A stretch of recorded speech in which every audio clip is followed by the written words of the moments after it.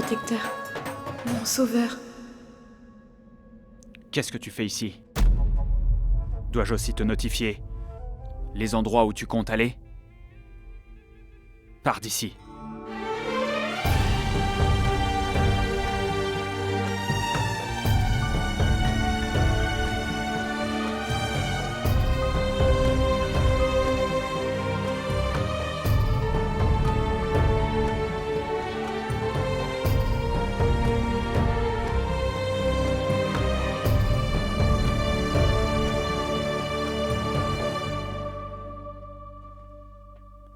Prêtre, je veux que vous fassiez des sacrifices pour mon père, et des prières aussi. Écoute, je vais faire ces rituels, mais un fils n'a besoin de personne pour faire des prières pour son père. Tu peux toi-même le faire. Je n'ai jamais prié de ma vie. Je ne sais pas comment m'y prendre. Mais je voudrais bien que mon père guérisse très vite. S'il vous plaît, faites-le. Ma mère nous a abandonnés. Je ne sais pas quand est-ce que je me suis attaché à lui, mais j'ai vraiment besoin de lui. Si j'en avais le pouvoir, je le guérirais, mais c'est au-dessus. C'est au-dessus de mes compétences. C'est pourquoi je vous le demande. Priez Dieu pour qu'il guérisse. Mais mon garçon, prier n'est pas du tout difficile. Il n'y a pas de règle. C'est simple. Prie Dieu de tout ton cœur et il te viendra en aide. Si tu en as envie, tu peux attacher la cloche là-bas, ça te fera du bien. Non. Je ne veux pas le faire par moi-même. Le plus important, c'est qu'il m'écoute.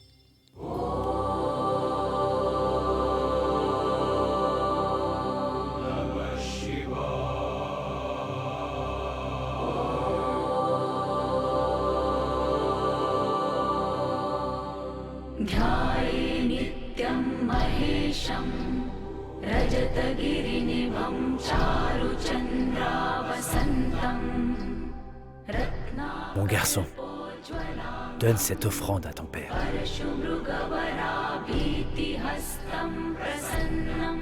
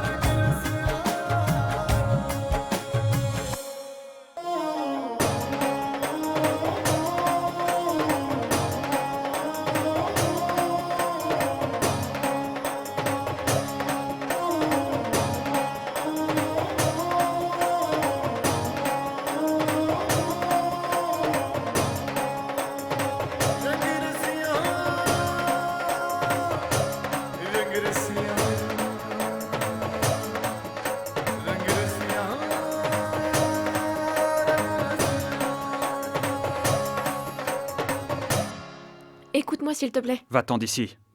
Amène-moi à la maison. Qu'est-ce que tu dis? Amène-moi à la maison. Je veux te prouver que je n'ai jamais essayé de faire de mal à mon beau-père. Ce n'est pas ton beau-père, compris? Je sais bien que je n'ai pas de lien de sang avec lui. Mais depuis le début, il prend bien soin de moi. Tu as l'air d'être vraiment très proche de lui. Tu le traites comme ton propre père, et ensuite tu n'hésites pas à lui planter un couteau dans le dos. Rudra, tu te trompes. Je ne t'ai pas fait confiance lorsque tu as tué ce traître, mais depuis... Tejawat a tout avoué. Maintenant, j'aimerais que tu me donnes une chance pour Ça que suffit. Je ne vais pas me laisser berner une fois de plus par tes paroles. J'ai un cœur de pierre. Je ne veux plus jamais te revoir. Et reste très loin de moi et de mon père, c'est compris?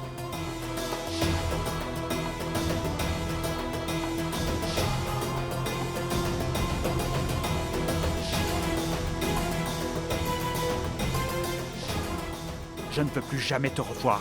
Et reste très loin de moi et de mon père, c'est compris?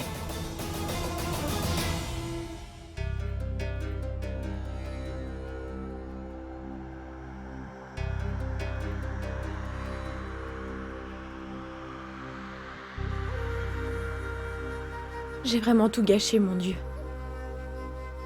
Mais à présent, je vais tout arranger. Je vais absolument tout lui expliquer.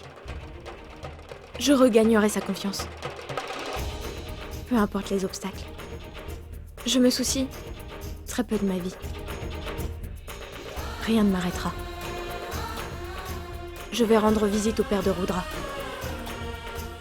Il ne m'empêchera pas de le faire. Je vais prendre soin de lui. Et il se rétablira. Je prouverai mon innocence à tout le monde, à Rudra et son père.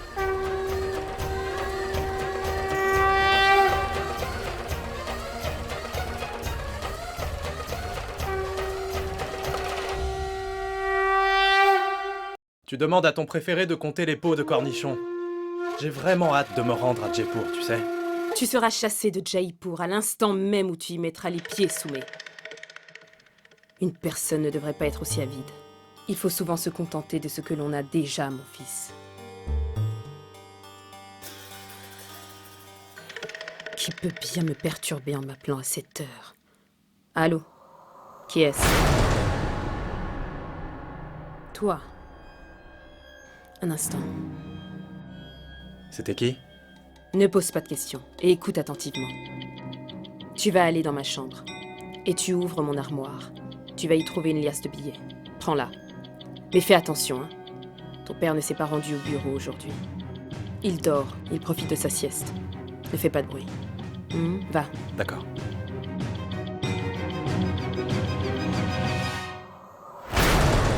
Et toi? Ne t'ai-je pas demandé de rester dehors?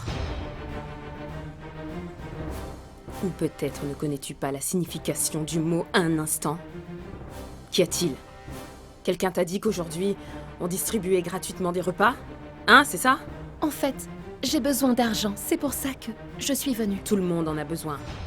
Tu n'es pas la seule, ma fille. Tu as lâchement échoué dans ta mission, très chère.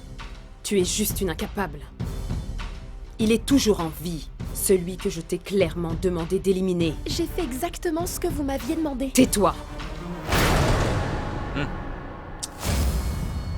Qu'est-ce qu'il y a? Tu veux qu'elle soit ta mère dans une autre vie, hein? C'est pour ça que tu lui donnes tout ça? Prends ça. On avait dit 5000 roupies. Cet accord disait aussi que tu devais tout brûler. Mais ça n'a pas été le cas. La flamme que tu as allumée suffisait à peine pour une lampe. Va-t'en vite d'ici avant que quelqu'un ne te voie. Dépêche-toi.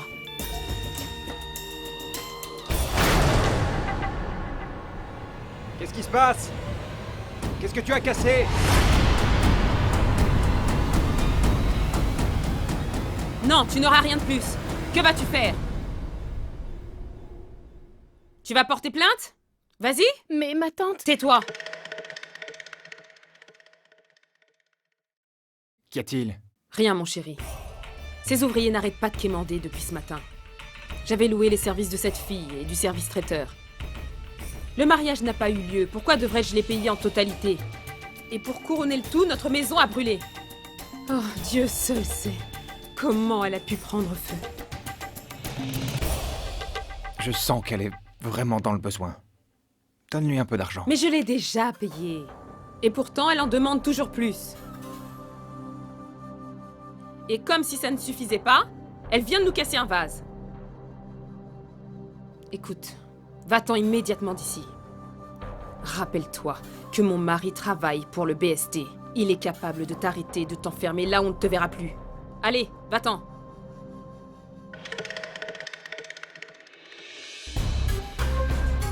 Beau-frère dort déjà, c'est ça? Oui, mais il a besoin de bons soins. Nous sommes tous là pour lui, tu sais. Si sa famille ne prend pas soin de lui, alors qui le fera? Je suis ravi que tu te soucies vraiment de lui. Mais c'est normal. Tu peux t'en aller. Je vais faire le ménage.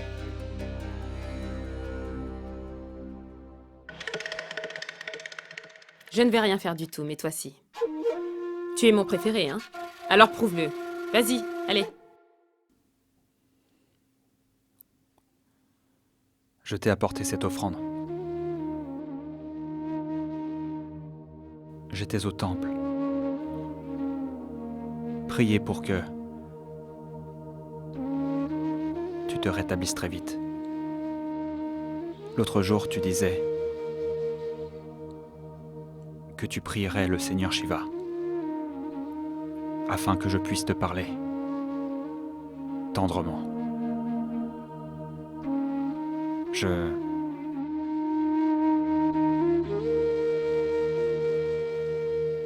vais me battre pour te parler affectueusement, mais à une condition.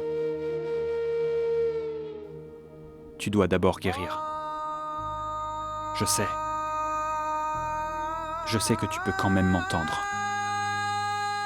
Alors écoute-moi attentivement, arrête de te moquer de moi. Je suis épuisé. J'ai faim. Allez, lève-toi. Je voudrais manger du curry de pommes de terre et du rôti comme tu me faisais avant.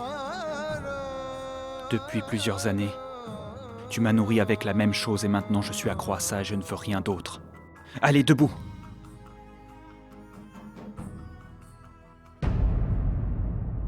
Oui, s'il te plaît, viens avec les clichés de mon oncle. Non, Soumé et maman ne sont pas encore rentrés. Papa, il y a quelqu'un qui frappe à la porte. Je pense que Samrat et ma belle-sœur sont de retour. Je raccroche. Bonsoir. Où est Monsieur Rudra? Il est à l'intérieur. Pourquoi restez-vous dehors?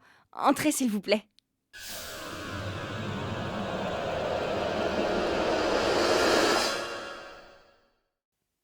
Monsieur? Monsieur, j'ai parlé avec Monsieur Singh. Nous avons pensé qu'il est préférable que quelqu'un reste ici, en permanence, pour prendre bien soin de votre père. Qui est cette fille?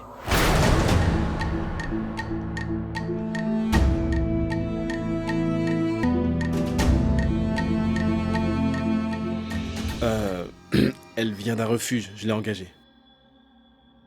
Elle est dans le besoin, c'est pourquoi elle voudrait...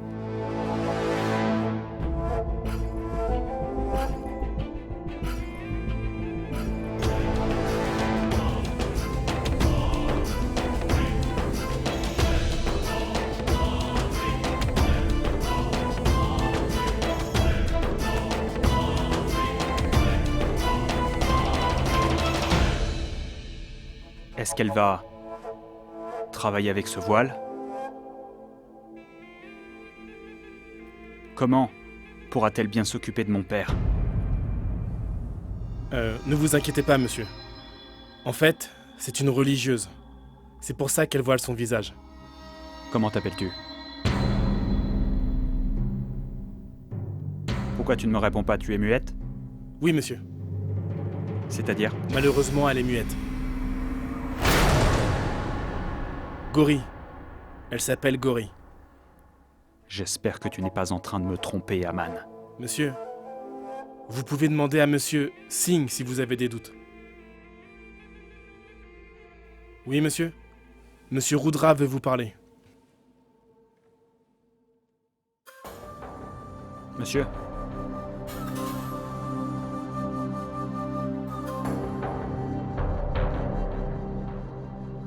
D'accord. Merci, monsieur. Tiens. Monsieur, comment pouvez-vous penser que j'étais en train de vous mentir?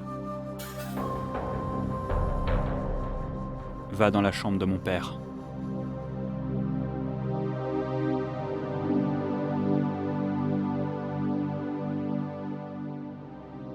Une minute.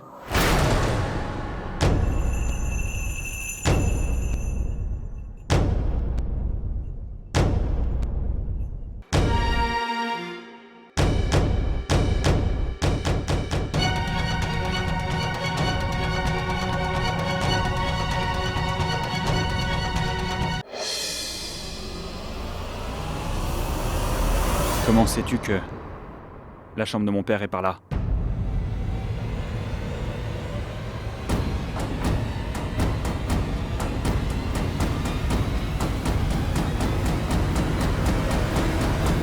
Viens avec moi.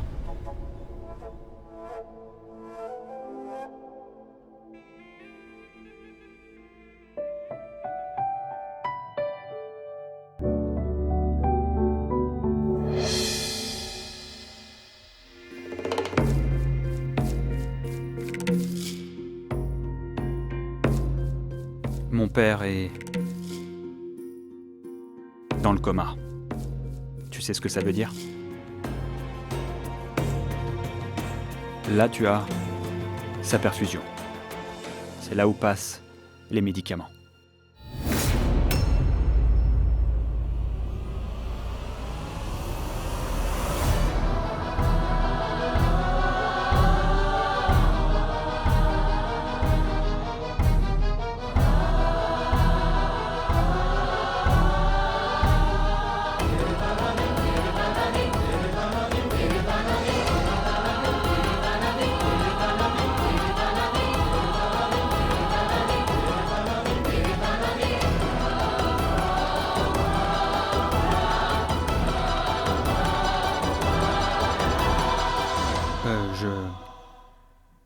Je vais dresser un lit pour toi ici. Si tu as besoin d'autre chose, dis-le moi.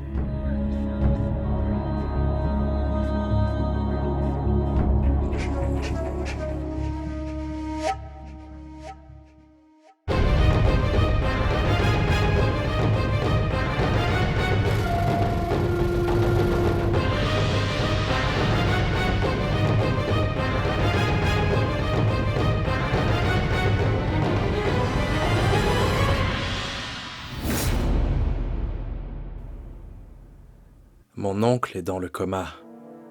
Mais cette femme, elle sera tout le temps à son chevet. Alors, si tu ne la chasses pas, comment vas-tu achever mon oncle?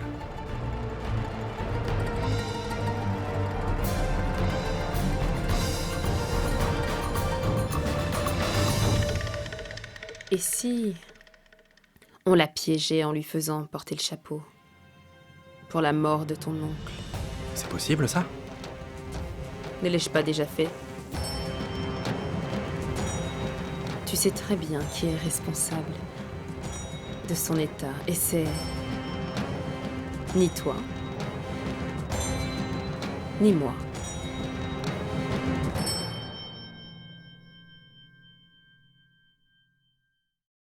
Il m'accuse à cause de votre état actuel. Pensez-vous que je sois capable d'une telle chose? Je suis désolée, beau-père.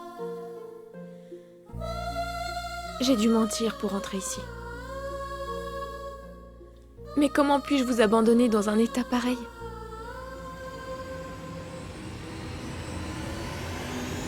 Mon téléphone. Vous vous souvenez? Vous m'aviez bénie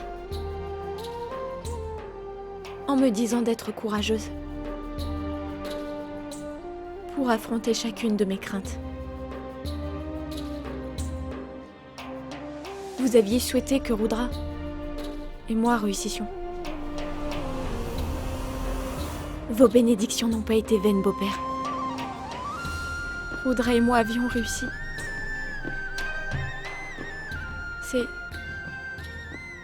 C'est juste qu'il n'a plus confiance en moi. Mais ce n'est pas grave. Je vais regagner sa confiance. S'il vous plaît, beau-père, vous devez me croire. Je suis venue pour que vous retrouviez la santé. Et pour regagner la confiance de Rudra.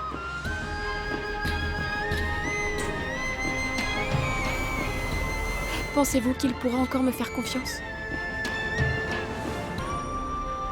Il le doit pourtant. Il doit admettre que je ne suis pas son ennemi. Je ne suis pas mauvaise.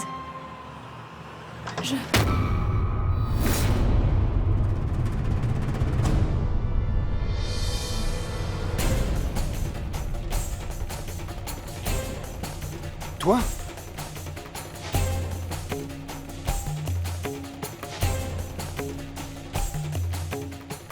S'il vous plaît, je vous en supplie, mon oncle.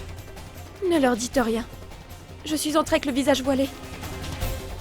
Rudra croit que je suis juste une nécessiteuse. Et qui est venue juste prendre soin de son père. Parvati, tu... Je ne peux pas m'en empêcher, mon oncle. Je suis tellement triste de voir mon beau-père dans cet état. Est-ce que vous vous en souvenez? Quand vous étiez la seule personne à croire que j'étais incapable de faire ça. Vous êtes le seul à me croire.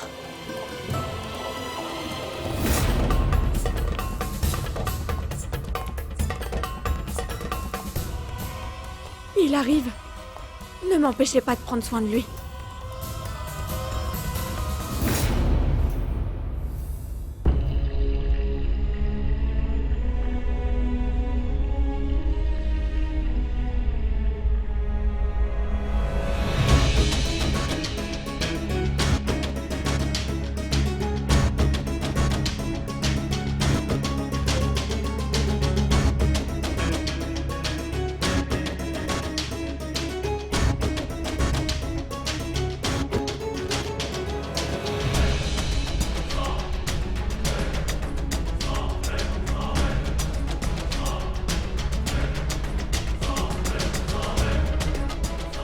Mon oncle, pour l'amour de Dieu, ne dites rien.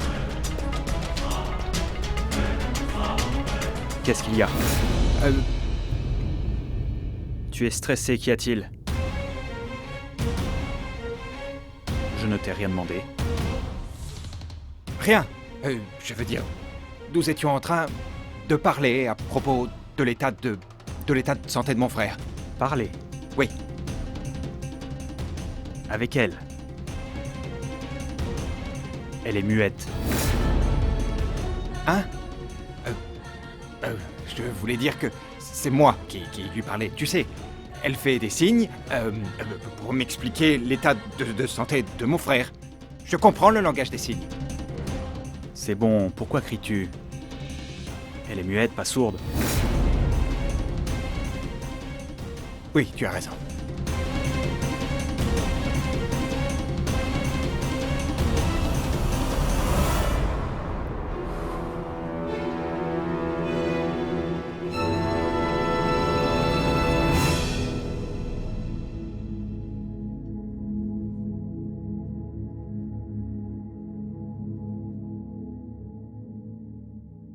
Merci infiniment, mon oncle. Parvati, je ne sais pas si ce que tu fais est bon ou pas.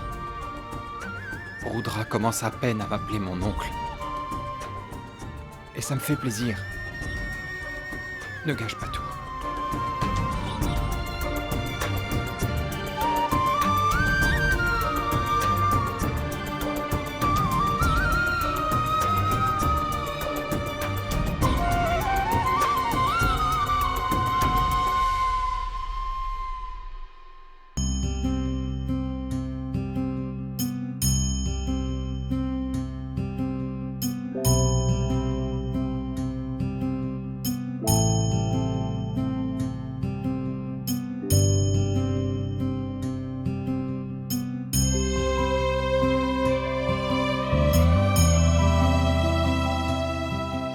Dieu merci, sa température a baissé.